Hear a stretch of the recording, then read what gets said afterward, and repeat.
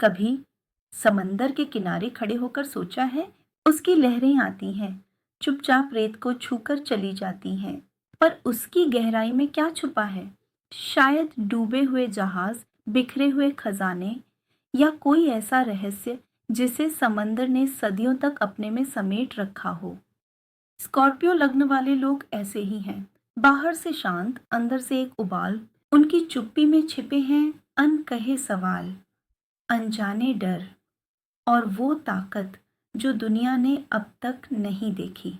मैंने एक बार एक स्कॉर्पियो राइजिंग लड़के से पूछा था, तुम इतना शांत क्यों रहते हो? उसने मुस्कुराते हुए कहा, क्योंकि मेरे अंदर का शोर इतना तेज है कि बाहर की आवाजें सुनाई नहीं देती। ये है स्कॉर्पियो लग्न का पैराडॉक्स। जितना गहरा शांत, उतना ही तूफानी अंदर।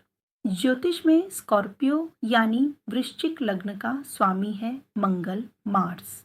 पर ये वो मार्स नहीं जो सीधे युद्ध करता है, ये मार्स है जो अंदर ही अंदर जलता रहता है। कल्पना करो, एक ज्वालामुखी जो फटा नहीं, बस धड़कता रहता है। इसकी गर्मी स्कॉर्पियो लग्न वालों को जीवन भर ऊर्जा देती है, पर कभी कभी उन्हें खुद ही जला देती है। और फिर है केतु। केतु वो छाया ग्रह जो स्कॉर्पियो की गहराई में बैठा है। केतु हमें पिछले जन्म के लेसन्स याद दिलाता है। एक क्लाइंट ने मुझे बताया था, मुझे बचपन से ही पानी से डर लगता था। लगता है जैसे पिछले जन्म में मैं डूबकर मरा था। केतु की यही भूमिका है। वो हमारे बेरिड फियर्स और हिडन स्ट्रेंथ्स को स्कॉर्पियो लग्न वालों के सामने लाता है। हालांकि हमारे डर कभी कभी हमारी सोल के पुराने वुंड्स होते हैं। ये लोग दिखते हैं टफ, पर अंदर से बेहद सॉफ्ट होते हैं। और यही वो कॉन्ट्रडिक्शन है जिससे ये खुद भी कंफ्यूज्ड रहते हैं। जैसे किसी म्यूजियम के सील्ड रूम में रखा गया एक प्राइसलेस पीस जो सिर्फ बाहर से दिखता है, पर छूने की इजाजत नहीं। इनकी जिंदगी का सबसे बड़ा लेसन होता है ट्रांसफॉर्मेशन। हर दर्द, हर लॉस इन्हें तोड़ने नहीं, बदलने आता है। पर कभी कभी वो बदलाव इतना अंदर से होता है कि बाहर से सिर्फ साइलेंस दिखता है। मार्स का मतलब है ड्राइव, करेज, फाइट। लेकिन स्कॉर्पियो में ये इनवर्ड हो जाता है। कभी इंटेंस एम्बिशन, कभी रेज, कभी साइलेंस। स्कॉर्पियो लग्न वाले बचपन में शायद जल्दी गुस्सा करते थे, पर जैसे जैसे बड़े हुए वो गुस्सा जम गया। अब वो दूसरों से नहीं, खुद से लड़ते हैं। केतु जो हेडलेस शैडो है, वो मार्स की आंखों पर पट्टी बांध देता है। अब लड़ाई भी है और रास्ता भी धुंधला।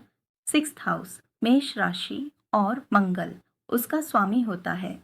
ये हाउस होता है स्ट्रगल का, डेली ग्राइंड का। स्कॉर्पियो लग्न के लिए ये आता है एरीज में, मार्स के अपने घर में। तो स्कॉर्पियो लोग हर सिचुएशन को वॉर की तरह देखते हैं। हर प्रॉब्लम एक मिशन होती है। पर प्रॉब्लम ये होती है कि ये अपने आप को एनिमी बना लेते हैं। सेल्फ क्रिटिसिज्म, सेल्फ पनिशमेंट, ये इनकी सबकॉन्शियस प्रोग्रामिंग बन जाती है। एक लड़की थी रीमा, वो अपनी जॉब में परफेक्शनिस्ट थी। हर काम, चाहे वो ईमेल लिखना ही क्यों ना हो, उसमें गलती ना हो, इसके लिए वो रोज खुद से लड़ती थी। एक दिन वो बोली, मुझे हर छोटी बात पर पसीना आता है, जैसे सब कुछ बिखर जाएगा। वो डर बाहर से नहीं था, वो डर था, अगर मैं फेल हुई तो मेरा क्या रहेगा। 8th house the house of the hidden transformation कहा जाता है। स्कॉर्पियो लग्न के लिए ये आता है जेमिनाई में, मर्क्यूरी रूल्ड हाउस। तो दर्द भी इनका एनालिटिकल होता है। वो अपने ही इमोशंस को डिसेक्ट करने लगते हैं, समझने लगते हैं, और कभी कभी उन्हें इग्नोर भी कर देते हैं। एक लड़का था अमित। उसके पापा की मौत के बाद वो सबके सामने शांत था। किसी ने आंसू नहीं देखे, लेकिन हर रात वो इंटरनेट पे ग्रीफ के बारे में पढ़ता रहता। उसने इमोशन को फाइल बना लिया था, पर क्लोजर किसी फोल्डर में नहीं आता। It's like being your own therapist, पर बिना किसी क्लोजर के। 12th हाउस जहां लिब्रा राशि और वीनस उसका स्वामी होता है, the house of hidden fears, escapism, solitude. यहाँ होता है स्कॉर्पियो लग्न का असली टेस्ट। ये लोग दुनिया के सामने टफ हैं, पर रात के अंधेरे में अपने रूम में they crave softness, affection, connection, लेकिन उन्हें दिखाने से डरते हैं, कहीं उनका टफ मास्क टूट ना जाए। मेरा एक सीनियर क्लाइंट है, रोहित। अच्छा स्पीकर है, सबके बीच रहता था, पर रात को फोन साइलेंट करके 1 घंटे तक सीलिंग देखता रहता। वो दूसरों को मोटिवेट करता था, लेकिन खुद को नहीं। उसने कहा, मुझे नहीं पता मुझे क्या चाहिए, बस किसी से बात करना अच्छा लगता है, बिना एक्सप्लेन किए। रिलेशनशिप्स में स्कॉर्पियो लग्न वाले बहुत इंटेंस होते हैं, पजेसिव भी, पर क्योंकि वो अपनी वल्नरेबिलिटी नहीं दिखाते, लोग उन्हें कोल्ड समझने लगते हैं। करियर में ये लोग हार्ड वर्किंग होते हैं, बट बर्नआउट जल्दी हो जाता है, क्योंकि ये ब्रेक लेना वीकनेस समझते हैं। Health issues related to hormones, sleep या क्रॉनिक फटीग कॉमन होते हैं, क्योंकि ये स्ट्रेस को चुपचाप अंदर ही दबा लेते हैं। वैसे स्कॉर्पियो लग्न वाले लोग अक्सर हेल्पर्स होते हैं, काउंसलर्स, हीलर्स, केयर टेकर्स, पर खुद के लिए क्या करते हैं, क्योंकि उन्होंने सीखा है स्ट्रांग बनो, और वो इतने स्ट्रांग बनते हैं कि उनका अंदर थक जाता है। ये लोग दूसरों की आंखों में डर पहचान लेते हैं, लेकिन खुद की आंखों में आंसू छुपा लेते हैं। इसलिए जब कोई कहता है तुम तो हमेशा बैलेंस्ड रहते हो, वो सोचते हैं काश कोई मेरी इंटरनल फाइट भी देख पाता। तो सवाल ये नहीं है कि इन घरों के डर से कैसे भागें, बल्कि सवाल ये है कि उन्हें कैसे समझें। मार्स को एक्सप्रेस करना सीखो, इससे भागो मत। रेगुलर 20 मिनट ब्रिस्क वॉक लो, बिना फोन, सिर्फ अपने थॉट्स के साथ। एक ग्लास में पानी भरो, उसमें अपना रिफ्लेक्शन देखो। खुद से सॉफ्टली कहो, तेरा अतीत तुझसे प्यार नहीं मांगता, सिर्फ रिकॉग्निशन चाहिए। वो पानी तुलसी या किसी भी पौधे को दे दो। पानी से कनेक्शन बनाओ। रोज नहाते वक्त अपने इमोशंस को बहने दो, जैसे तुम्हारा दर्द पानी के साथ ड्रेन हो रहा हो। संडेज को 10 मिनट सिर्फ पानी के पास बैठो, लेक, फाउंटेन या शावर के नीचे।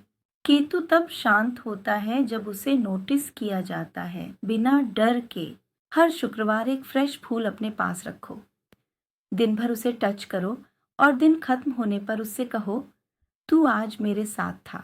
ये स्मॉल एक्ट्स आपको रिवायर करेंगे कि वल्नरेबिलिटी और ब्यूटी कोई लग्जरी नहीं, जरूरत है। स्कॉर्पियो लग्न वाले अक्सर अपने शैडो से डरते हैं, वो हिस्सा जो जेलस होता है, जो ओवर रिएक्ट करता है, जो बहुत चुप रहता है। पर वही हिस्सा तुम्हारा ट्रूथ है। उससे लड़ो मत, उससे बैठकर बात करो। पूछो, तू क्या चाहता है? जब तुम खुद से बात करना शुरू करते हो, तभी हीलिंग होती है।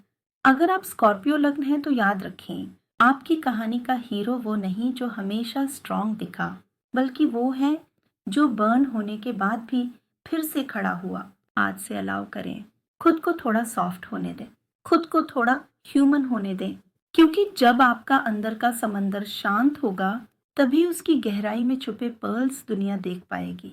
और हाँ, अगली बार जब कोई आपकी साइलेंस को गलत समझे, उन्हें बस इतना कहना, मेरी खामोशी मेरी ताकत है, और तुम अभी इसकी लैंग्वेज सीख रहे हो।